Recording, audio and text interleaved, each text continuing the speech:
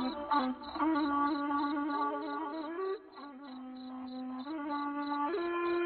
្លាប់បួសធ្លាប់រៀនមានឈ្មោះប្រពៃធ្លាប់សាងស្នាដៃថ្លៃថ្លាឧត្តមធ្លាប់ដើរតាមព្រះលះទុកក្រៀមក្រំធ្លាប់បានអប់រំបន្ទិនទង់ចិត្ត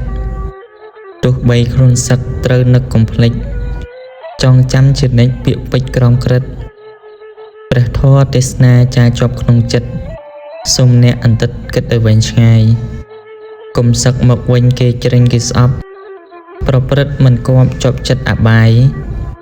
សឹកមកផឹកស្រាលោឡាកាក់ក្អាយរំជ្រៀងសបាយស្ដាយឈ្មោះអន្តិត